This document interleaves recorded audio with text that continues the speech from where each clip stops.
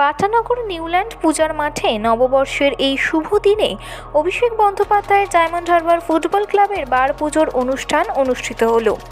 এই অনুষ্ঠানে উপস্থিত ছিলেন শ্রী আকাশ ব্যানার্জি মহাশয় ও মহেশতলা 34 নম্বর ওয়ার্ডের পৌরপিতা শ্রী গোপাল সাহা মহাশয় সহ আরও অনেকেই।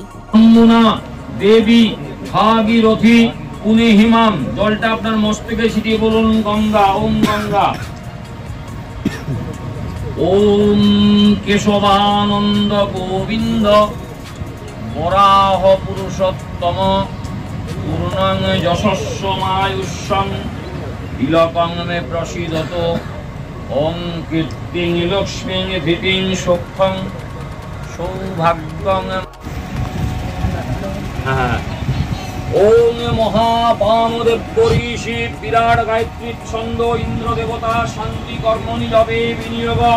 ওম স্বস্তি ন ইন্দ্র বৃদ্ধশ্রবা স্বস্তি ন পূষা বিশ্ববেদা স্বস্তি নস্তার্ক হরিষ্ঠ নিমি স্বস্তি ন বৃহস্পতি। পয়লা বৈশাখ বছরের প্রথম দিন আমাদের বাঙালি তো আমরা পয়লা বৈশাখেই 2022 সালে আমাদের এই ক্লাব ওপেনিং করি, তাই আমরা প্রত্যেক বছর এখানে বার পুজো করি। এটা আমাদের হোম গ্রাউন্ড, এটা আমরা বার পুজো করি এখানে প্রত্যেক বছর। খেলা কবে থেকে শুরু হবে? খেলা তো অলরেডি চলছে, আমাদের আর দুটো খেলা বাকি আছে। একটা 19 তারিখে আছে আইজলের সাথে, আর চানমারির সাথে আইজলে গিয়ে, আর একটা 26 তারিখ আছে আমাদের লাস্ট খেলা, সেটা হচ্ছে বেঙ্গালুরু ইউনাইটেডের সাথে। দাদা, এই ডায়মন্ড হারবার ফুটবল ক্লাবে মেম্বারশিপ নিতে গেলে কী করতে? এখন আপাতত আমাদের মেম্বারশিপ বন্ধ আছে, বাট আমরা ওপেনিং করবো, কারণ কি আমাদের আই লিগ 2টা যেহেতু চলছিল, তো সমস্ত ম্যানেজমেন্ট থেকে শুরু করে সমস্ত যারা কাজে আছে তারা ওটা নিয়ে ব্যস্ত ছিল। তো আমরা এই টুর্নামেন্টটা শেষ হলে আমরা আবার শুরু করব। আপাতত সদস্য সংখ্যা কত আপনাদের ক্লাবে? প্রায় 5000-এর উপরে, 5000-এর উপরে আছে। কি বলবেন আজকের এই প্রোগ্রামে, কি বলবেন?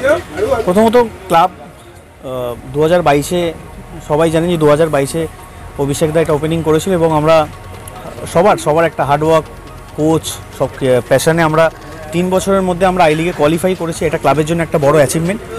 তো আস্তে আস্তে চেষ্টা করবো যেন এবছর আমাদের এখন চ্যাম্পিয়নশিপের জন্য 2টো ম্যাচ বাকি আছে, আমরা আর 1 পয়েন্ট পেলেই চ্যাম্পিয়ন হব।